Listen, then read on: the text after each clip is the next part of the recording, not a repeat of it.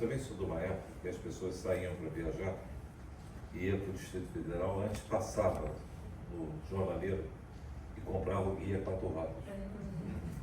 E acho que é muito isso, né? Hoje a medicina, né, para doenças complexas, é você encontrar o médico certo que vai pensar no diagnóstico que você tem.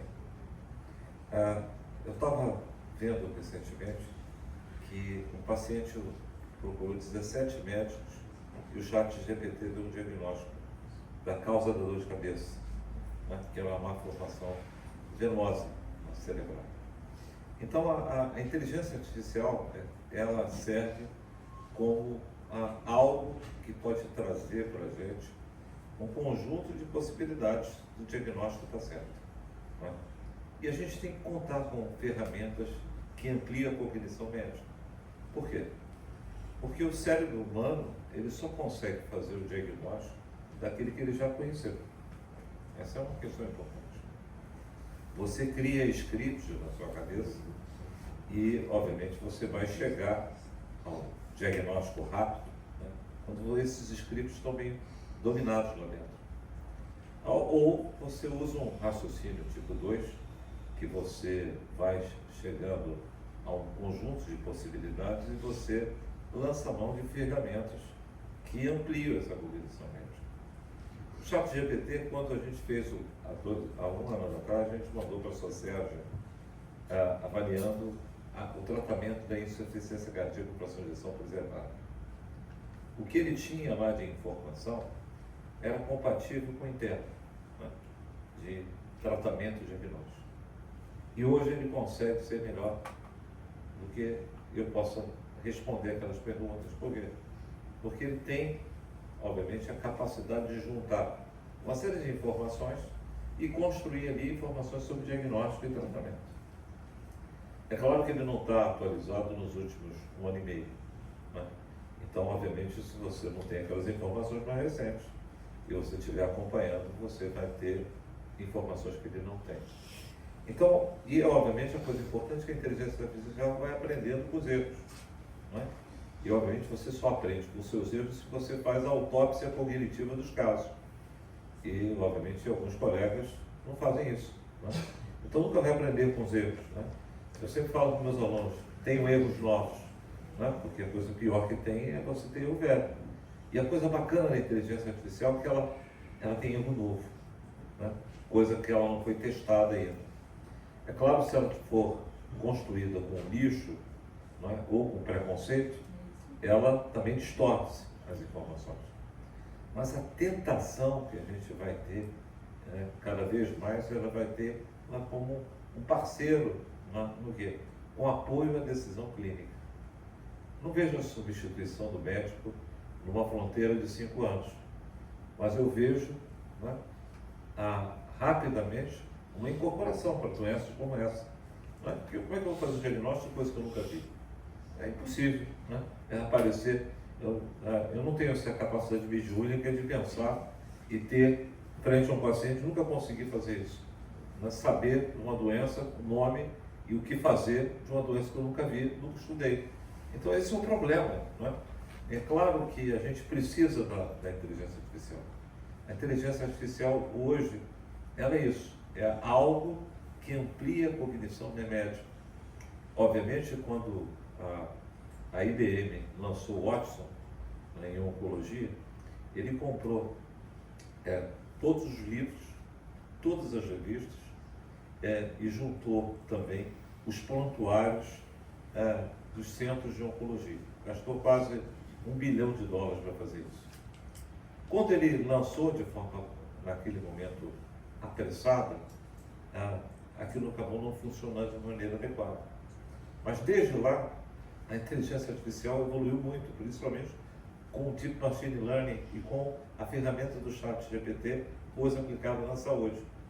Então, hoje, é de bom tom você perguntar ao ChatGPT se tem alguma coisa, nesse caso que eu não estou conseguindo entender, se tem alguma pista, porque tudo que ajudar o paciente, né, a jornada do diagnóstico não é mais um house.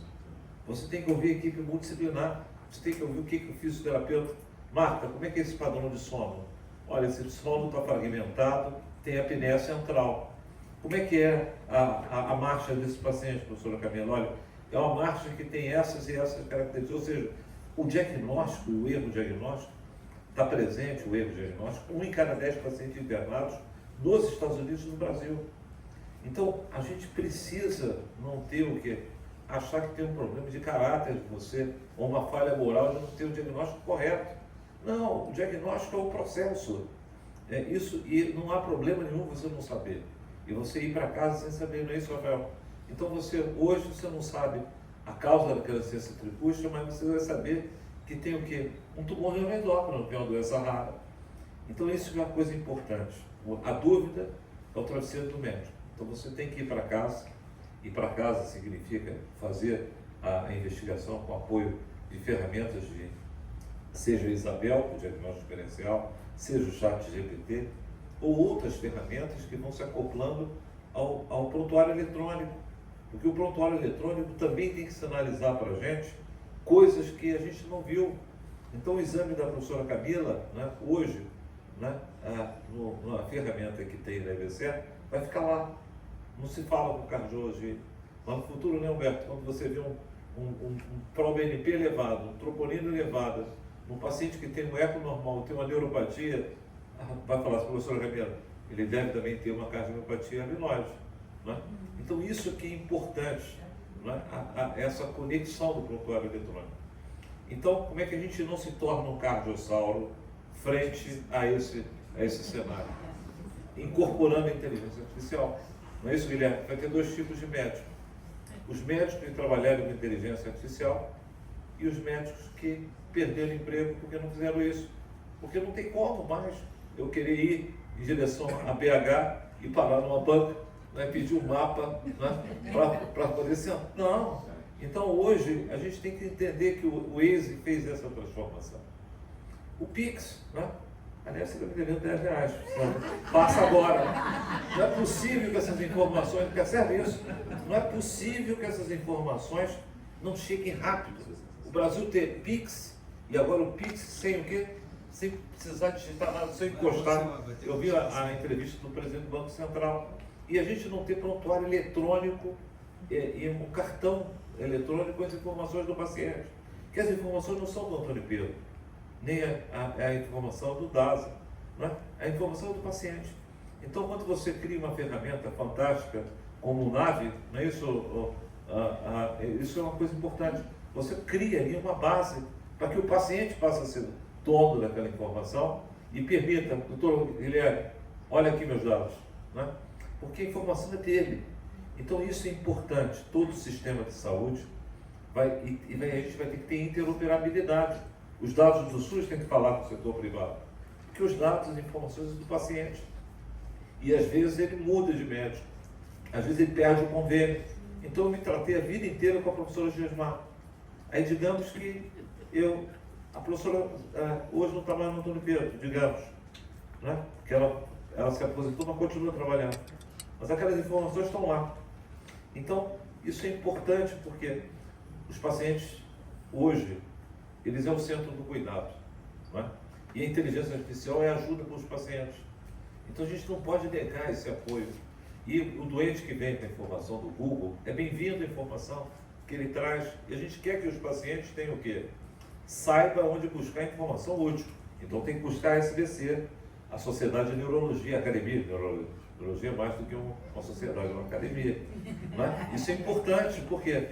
Porque quando você entra na Academia de Neurologia, você pode ter certeza, é parecido com uma OAB, né? É como é na Sociedade Brasileira de Cardiologia, por isso a gente quer que as pessoas sejam especialistas e trabalhem por isso, né? Para valorizar essas informações. Então a gente precisa, né, enxergar que a inteligência artificial, ela é parecida com o teste genético. Tem muito teste genético que é ruim, por quê? Porque se não tiver os genes que eu estou ali naquele painel e a forma que ele é feito. Então nem todo teste genético é igual, nem todo sequenciamento é igual. Então por isso que a gente tem que ter a capacidade sempre de estar apoiado com ferramentas de apoio à decisão clínica. Eu enxergo isso, cara.